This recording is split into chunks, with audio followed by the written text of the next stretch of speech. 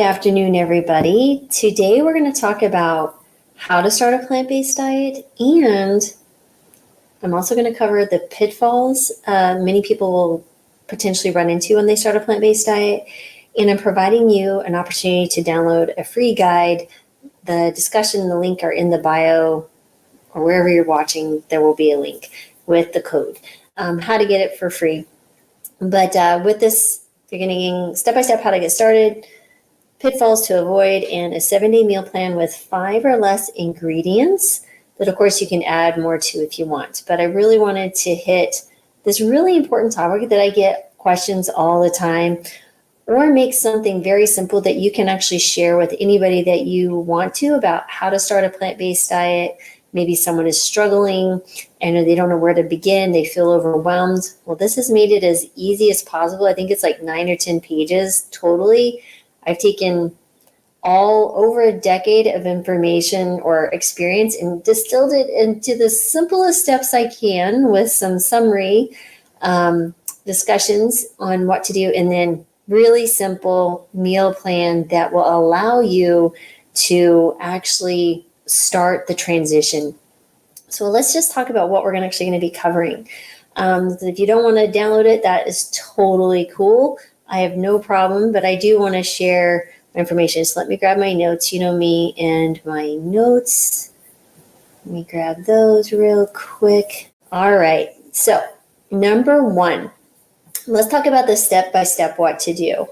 The really important thing to understand is that starting a plant-based diet always starts for a reason, right? So someone was eating some particular diet before, maybe it was their family came from Japan or Italy or Mexico. So you have these cultural influences, right? Or maybe you grew up eating a standard American diet. It doesn't really matter, but there was some interest that led to you eating a whole food plant-based diet or having an interest of eating a whole food plant-based diet. These typically relate around health, the environment, or animal welfare. And so I think some really important things to understand in step 1 is define your motivation.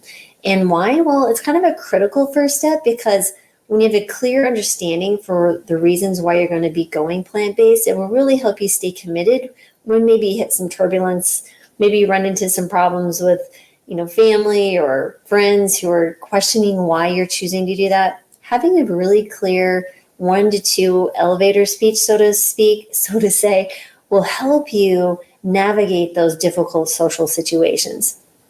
All right. Step 2 is really just get a really good understanding, right?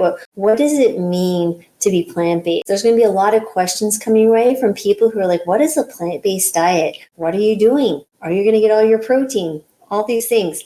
There's lots of books and documentaries that you can go to, but if you go to drmarvis.com, I have a ton of free guides. I also have, if you look under recordings and ebooks, I have a plant-based 101 workshop with, I think it's almost a 100-page ebook called Plant-Based 101. I go over everything related to going on a plant-based diet, labs, foods, nutrients of concern, you name it. And there's even more recipes. So check that out if you're interested in going deeper dive than what I'll give to you here today. Next is really introduce plant-based meals gradually. And you really want to remember slow and steady wins the race for most people. Some people like to go overnight. I did. That's just my personality. I'm like, man, I am not a procrastinator. Procrastination does not live in this body. So I'm like, hop to it, let's get it done. Most people do not do that. It's very stressful. I find it stressful to go the other way. There's no right or wrong way to do this, but what I found is that it's super simple to just go nice and slow and move your own pace. I know people who took years to transition to a plant-based diet, but you don't have to take years. You could take maybe 3, 4, 5 weeks, and you should be fully able to transfer your typical eating patterns as you get used to eating these foods. And then before you know it, you're like me, 12 years in, and you're like, I don't even remember what it's like to eat something other than a plant-based diet. So anyway, so how would you begin? Some simple swaps, right? So for breakfast, maybe you swap your cow's milk for a plant-based milk and add that to your oatmeal or smoothie. Lunch, you could do like a bean salad or a lentil soup. Dinner could be a stir fry with tempeh instead of chicken or beef. Snacks, you want to choose fruits and veggies, nuts and seeds other than processed foods.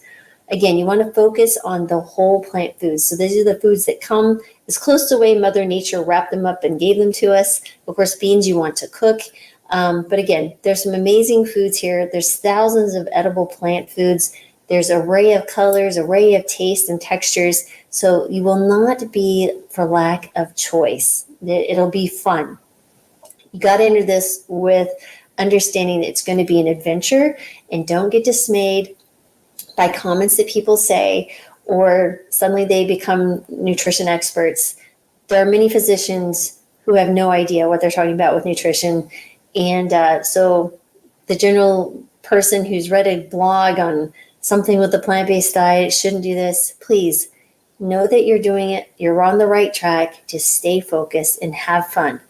Next is step 4 is revamp the kitchen, right? So out with the old and in with the new. So this is really important step because you're going to create a plant-based friendly environment in your kitchen. So a few things. You want to take stock of what you already have in your pantry, in your refrigerator, and then either donate or discard any processed foods or animal products that you won't be utilizing. Some of the staples that you may want to think about is, first, make a grocery list. So when you go shopping, it's easy to do. You can think about beans and lentils. This is a wonderful thing for protein and, of course, wonderful resistant fibers, some amazing foods. The one food associated with longevity around the world are beans. So delicious and so many varieties. Also whole grains, right? So there's brown rice, quinoa, oats, whole wheat pastas, bean pastas, all sorts of good stuff. You have nuts and seeds. This is a great source of healthy fats, protein, and also fiber. Lots of spices and herbs that you probably already have. And of course, your fruits and vegetables. You want to do an array of colors. Like, for example, right now I have sumo oranges, I have bananas, I have apples, I have avocados. Did you know avocado is actually a fruit? And I will get variety of seasonal fruits and place them out so that I can consume them. In the fridge, I've got strawberries, blackberries, and blueberries. What else I got in there? Some grapes. So yeah, enjoy the foods. Try them. Check them out. They're just so yummy. Yes, see, I'm salivating just thinking about it. And think about really one other thing I'd say is really think about investing some time in some reusable containers like glassware just for storing leftovers and prepping meals, right? So that'll cut down on the time investment. Step 5 is master food labels. It can be a little tricky, right? So when you're not eating the whole food and you're looking at other things, maybe tomato sauce or some other type of ingredient that's in, that can sit on the shelf, there may be some hidden ingredients. And so in the guide, I list a few things that you want to be mindful of. Gelatin, casein, L-cysteine, those come from animals. And also just look at cholesterol. If cholesterol is on the label, you just put it back because cholesterol only comes from animals. And so plants don't have cholesterol. So we know it's safe if it says cholesterol zero, at least from the standpoint of animal products. There may be other reasons I wouldn't want you consuming highly processed foods, but at least that's a good check for the animal component. Again, the more ingredients you see that have chemical labels, just put it back. It's not good for you. I don't care what diet you're eating. Just put that back. Next is step 6 is plan weekly meals, right? So really you have to organize for success in any endeavor, right? So you can either fail to plan, right? If you don't plan, you plan to fail, okay? But if you plan to succeed, that's being ready, that's being organized, that's creating a system that'll allow you to make this part of your daily routine. So the benefits of planning also include you're buying only what you need, you're saving time, and you're going to stick to your goals, right? So planning really reduces the temptation to grab unhealthy options. So I think a really helpful thing is, especially in the beginning, and I did this a lot in the beginning, was create a meal planner, either physical or digital. I wrote mine down like, okay, I have this many mouths to feed. This is how many servings I'm going to need. How much food do I need to be buying? And what are my favorite recipes? And then what I found is just, anywhere between 8 to 10 recipes that I rotated, and I would, change those up a little bit with time. And then I would find other recipes that I really like. Again, you're going to start finding recipes that you like, and you'll go back to the ones that you have. I mean, I when my kids come to visit, they love my waffle recipe that's made from chickpea and whole wheat flours. It's delicious. I think it only has like 5 or 6 ingredients as well. Super easy and super delicious. Another thing is just some tip for planning to make it easier on your time is take leftovers for lunch, and then choose meals with similar ingredients that you're used to eating. Or also thinking about meals that you can utilize over multiple ways. So let's say that you create a grain and a bean, and maybe you make some different sauces with some roasted vegetables. So you could have an Italian theme, a Mexican theme, and an Indian theme, right? So ethnic foods and flavors are super helpful when you're considering different foods or different recipes to consider. Okay, next is dive into cooking, right? So many people are afraid of that room called the kitchen because we've really turned over our kitchens to corporate America. And it's only harmed us. One, we're losing skill sets that we need for survival. And number 2, our health is declining because we have literally turned over our food choices and the quality of our food to corporations that only want money, right? They're not in it for your health. And of course, there are companies that do make healthy, sustainable food options available, but those are not the norm, right? So think about who you're supporting with your dollar. Do you want to provide money to companies that will give you food that are sick, or do you want to support the companies that are going out and really trying to defy the waves crashing and the tidal waves of, it'd be easier to make a cheap, processed burger or something versus like, no, we're going to make whole food sustainable and healthy because they care about their customers' health. So just throwing that out there as an idea. But when you talk about learning some skill sets in the kitchen, I'm sure there's tons of YouTube videos about how to begin, doing anything in the kitchen. That would be a great starting point. But just understand this is a new adventure. It's going to be a little weird at first. Don't judge yourself. Use this as a humor opportunity. I mean, I make fun of myself with the Vitamix. I've been using the Vitamix for like 12 years now. And the Vitamix continues to teach me lessons because it'll blow up. Not blow up, but, blow up the top. I have lots of stories and videos about how the Vitamix is teaching me to be a better human. So there you go. Their time in the kitchen is time well spent. You can bring the family in, help them. The kids love to be in the kitchen. It's a great time for bonding. It'll also teach them skills and learn new foods, because the foods that they help you prepare, guess what? They're going to more likely want to eat. So I have a whole guide also on how to get your kids to eat more fruits and vegetables, what you need to be looking at if you have a family transitioning. Let's talk about all that. Anyway, it's all on the drmarbus.com website. Next, let's talk about protein. That'll be a question that you get. First of all, you will get all the protein you need in a plant-based diet if you eat a variety of foods and enough calories to sustain a healthy weight, okay? The grams of protein that you should be focusing on is 1 gram per kilogram if you're an adult, 18 and older. Younger kiddos might need more. Again, it'll depend on their activities, their growth, all sorts of different things. But if you are an adult, that would be a simple, easy way to calculate. So 1 kilogram is 2.2 pounds. So let's say that you weigh, just to keep the math simple in my head, if you weigh 220 pounds, divide that by 2.2, that's 100 kilos, and you multiply that times 1, that's 100 grams of protein.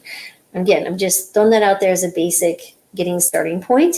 In my Plant-Based 101 workshop, I do break that all down. I talk about it all. What are the high protein foods you should be consuming? It literally, you guys, it's worth the watch in the workshop. It's worth investing. You will have all your answers in one place. Because I wanted any of my patients that need help, I just give it to them because I get so many questions. But check it out. That was a labor of love. So that was a 12-year making, because I literally started year 1 writing down everything, working with patients, what they were needing. So I really was focused on what your needs are, not what I think your needs are, but what I've been told your needs are. So I try to respond to that. Okay, next, I want you to really focus in on those plant-based sources of protein. This is going to be beans, whole grains, Again, nuts and seeds and soy products, especially the soy products, the whole soybean, edamame, tofu, tempeh.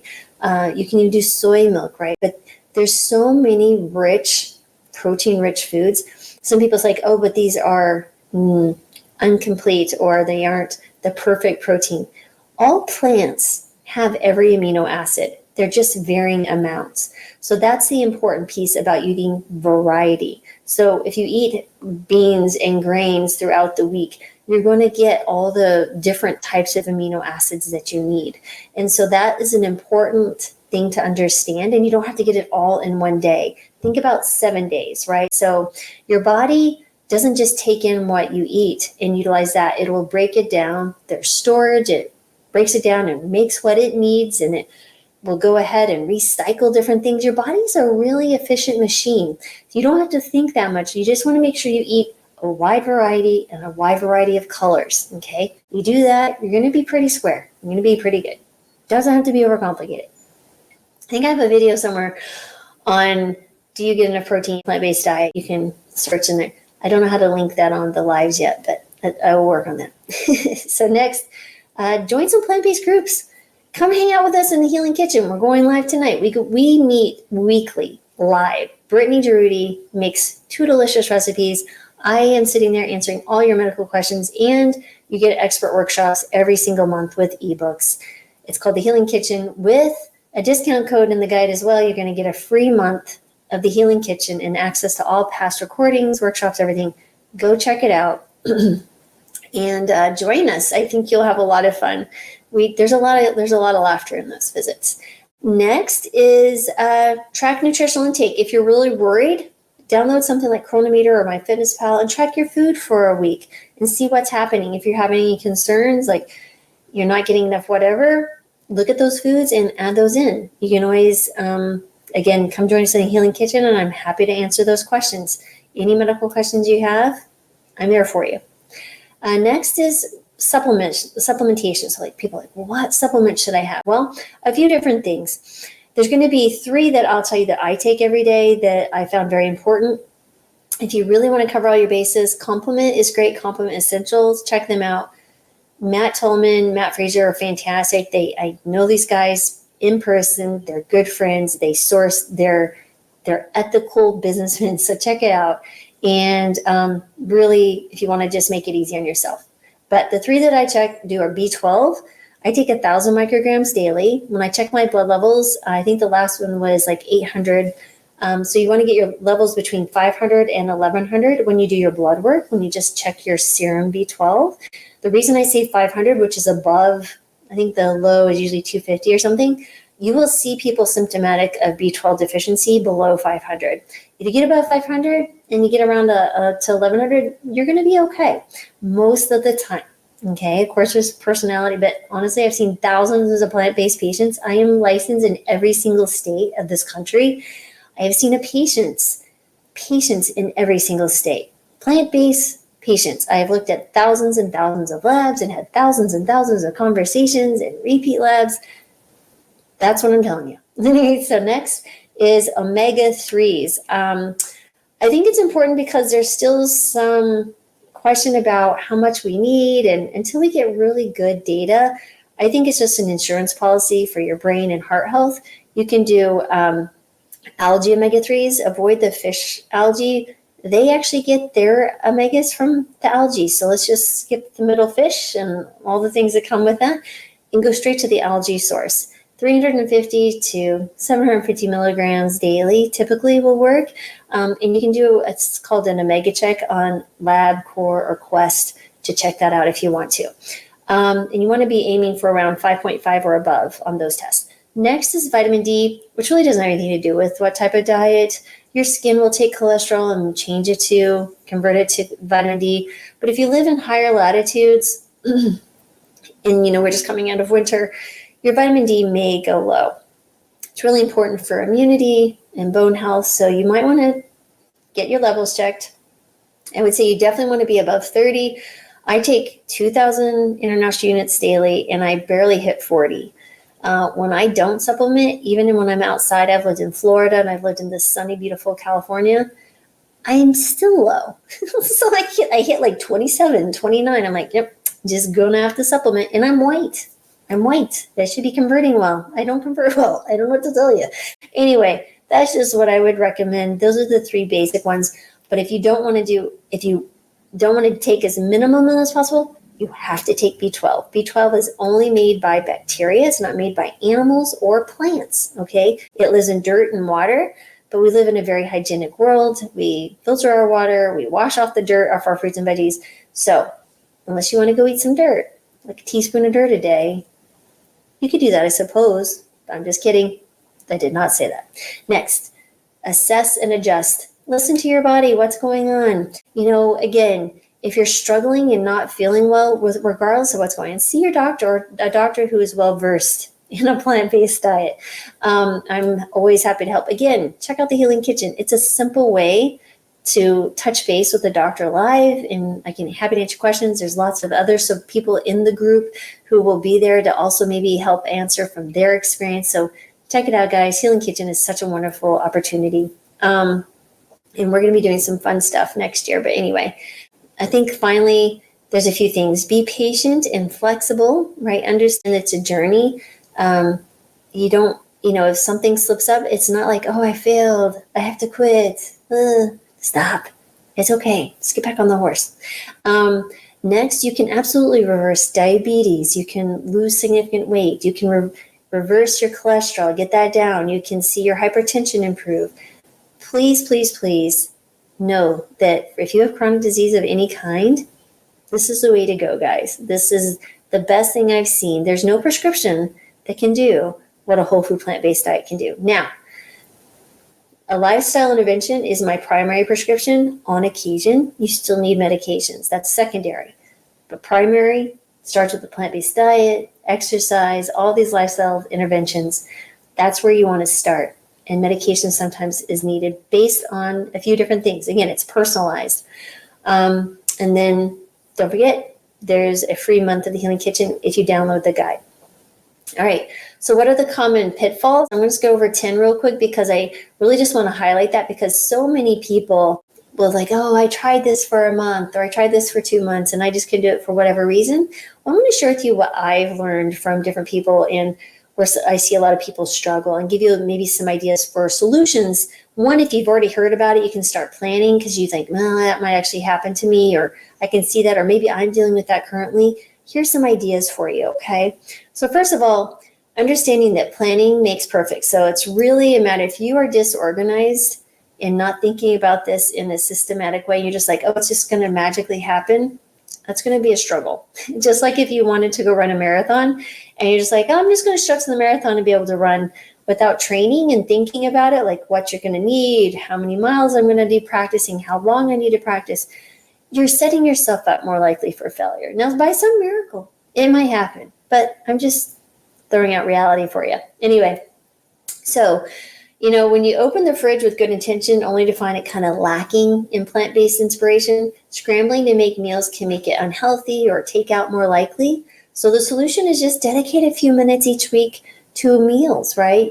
Browse cookbooks, websites, join the Healing Kitchen, all sorts of recipes. Follow this simple meal plan I'm sending to you. Again, just maybe I'm lazy, so I will buy like today I got groceries. In my groceries, I have cauliflower rice, I have cabbage slaw, I have broccoli slaw, I have shredded carrots.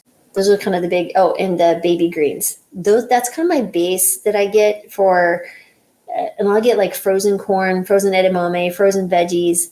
Again, I'm not a fan of chopping. If I can avoid it, I will. But it also makes it easy to make my smoothies every morning. I use canned beans. I know some people do great with the Instapot. I have yet to be well versed in the Instapot, but that's another option. Me and the Vitamix, we have this love-hate relationship going on, but I still use the Vitamix every day. So again, I find it quite entertaining to walk into the kitchen because I just never know what lesson I'm going to be learning. Moving on. Next, fuel your body. Fueling the body. So important. Okay, when I first went to a plant-based diet and I was telling people, go to this plant-based diet, it's amazing. I've seen it help patients with attention deficit disorder and reverse their lupus, and they did these amazing things and lose weight and their diabetes got better. I was getting this trickle of patients coming back going, Dr. Mara, I'm just really tired. And so as I started investigating, because I was asking questions, because I wanted solutions. They're like, yeah, so I went to the plant-based diet and I just went to the produce section. So I've been eating fruits and veggies. That's all they were eating. They weren't eating the whole grains and the legumes and the nuts and seeds. They were eating not enough calories. But if you eat all these foods, right, there's a lot of fiber. And these are much lower calories other than the nuts and seeds. Much lower calories than you would get from ultra processed foods or animal-based foods. So they were not getting enough calories to sustain themselves. So guys, half to 3/4 of your plate, make it whole grains, starchy veggies and legumes and some nuts and seeds. The others are veggies and fruits added on. But yes, at least half your plate should be those higher calorie, longer satiating foods. Okay? Please don't do that. And again, in the guides, I go into a little bit more detail. Social situations. I had a conversation today with patients about this and their struggles, right? So, the problem's going to be family gatherings, work lunches, nights out with friends. They can feel like a minefield, right? When you're the only one opting for plant-based foods.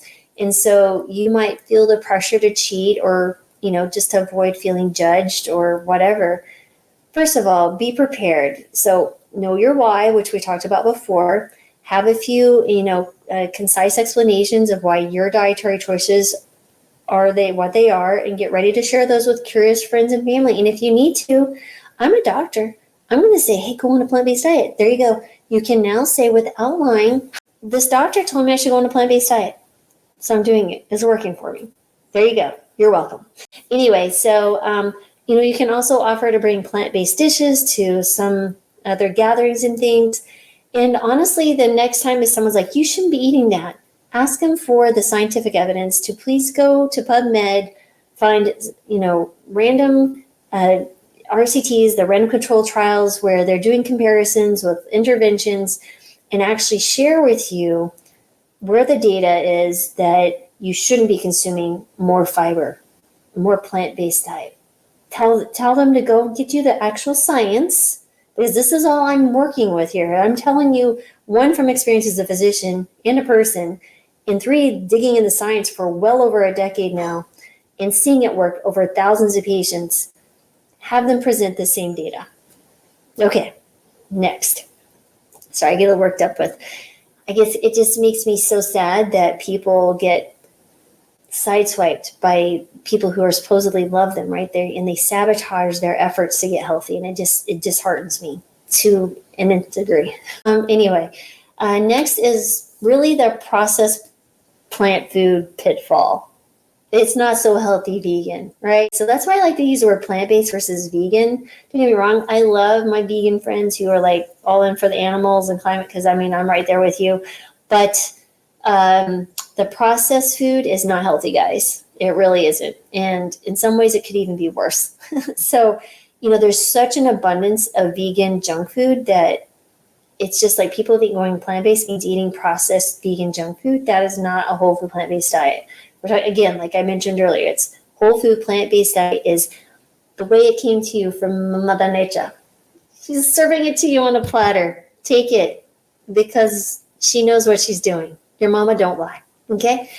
Well, I'm not saying, you know what I mean. Solution: focus on whole, unprocessed plant foods, please. Again, I talked about it a little bit deeper in the guide. Kitchen confidence. Conquer the cooking curve. People feels overwhelmed. And you guys, it's okay. It's okay. Don't judge yourself.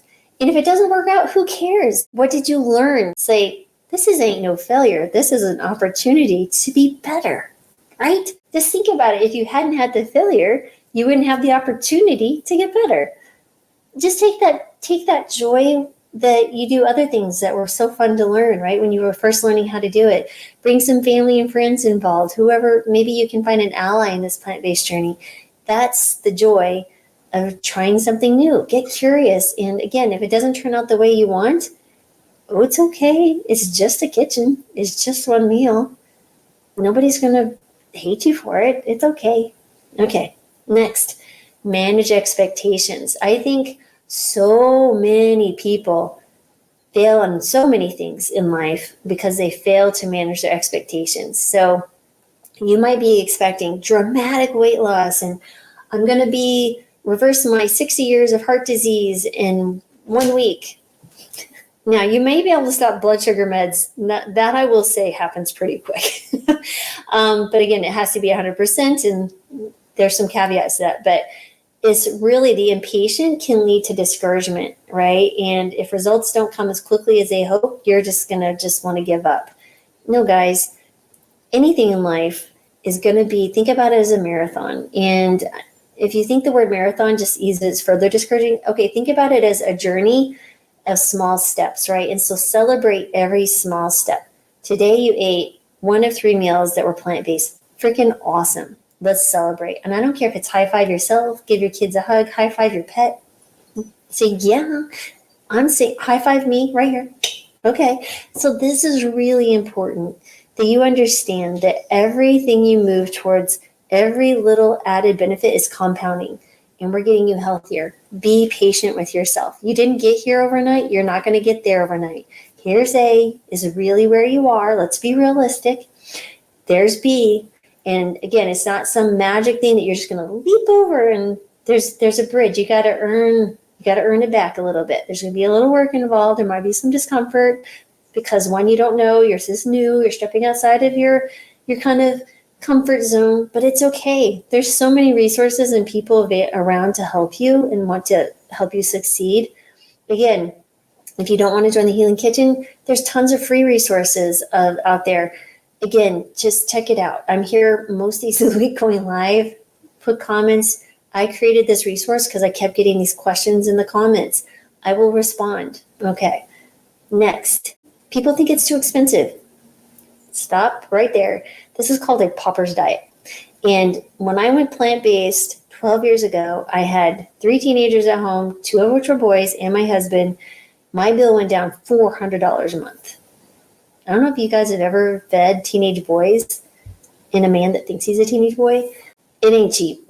And so for my bill to go down $400 a month, that was like getting a raise. So guys, if you're eating the unprocessed foods, because back then, and we lived in a small town, they didn't have the fancy vegan, junk food that they have now. And I'm really kind of grateful that they didn't because I probably would have fell in that trap. But eating the whole plant foods, the beans, the whole grains, the nuts and seeds, the veggies, the fruits, and then season and make your own sauces, that is key. That is key. All right. Next is finding your tribe. Some people feel so isolated. Like, I'm the only person in South Dakota that eats a plant-based diet. I haven't said those exact words. Or I'm the only person in Wisconsin. Okay, I've had someone who do this in Alaska. Yeah, in remote Alaska. She found a way to stay in a whole food plant-based diet in remote Alaska. Now that is what I call dedication. So really, if you're feeling discouraged, look for online communities. There's local support groups. I think you'd be surprised just, going on Facebook and joining different groups and saying, hey, is anyone here from wherever you live? Can you give a meetup or a potluck? Or, there's lots of organizations now that meet together. I know there's a Brittany Geruda, who's my partner in the Healing Kitchen. They have one in Pittsburgh all the time. We're thinking of doing one for the Healing Kitchen group, if you remember, in person in Ohio next year. More to come. Okay, next, taste and texture twist, right? So you're walking away from different flavors and textures. I think part of the thing, this kind of also falls under expectations. They're like, well, what can I eat that will take place in my steak? Okay, we need to change the discussion. So instead of saying, what can I replace to equal this?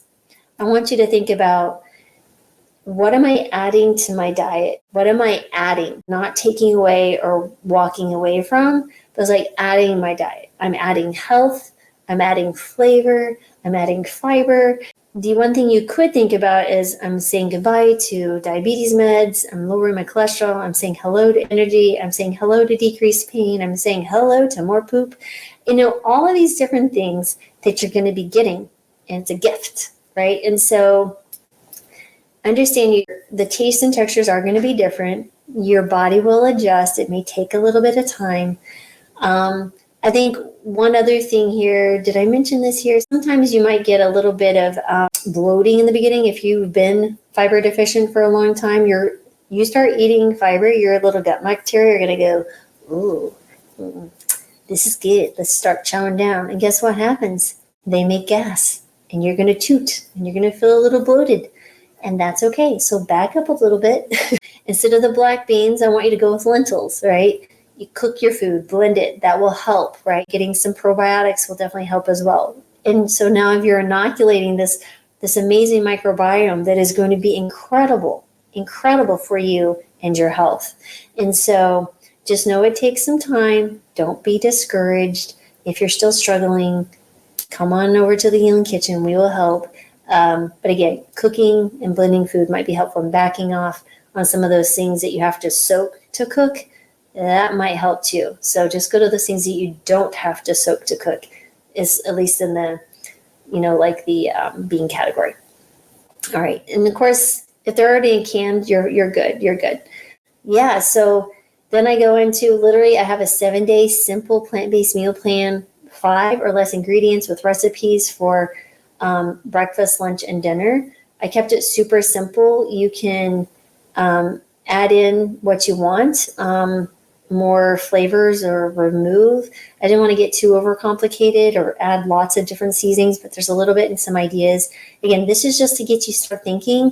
And again, there's also a code there for a free month of the Healing Kitchen, so you can come hang out with us if you have some questions. And don't forget, there is also, if you go to recordings and ebooks on drmarvis.com, you will see workshops. But if you join the Healing Kitchen, you get all those for free. So there's that. So you could actually get all that for free. So download this ebook with that code that's in the link. And maybe I'll see you in the Healing Kitchen. We're meeting tonight in about an hour. Okay. So guys, I hope you found this helpful. That was fun. I really like talking about helping people cook to a plant-based diet, as you can see. Oh my heavens. I hope this was good. I don't know. At least I entertained myself. I'm hoping at least somewhat entertaining you. I don't know. Thank you so much for being here. I want to thank you for your time you spent with me today. As always, I'm sending you love, joy, peace, and healing. So many of us need more of that in our lives, and I am sending it your way. Okay, guys. See you tomorrow. Take care. And don't forget, subscribe. Push the button somewhere. And share this with someone if you think it would be helpful. I would be thankful, and so will they. Thanks,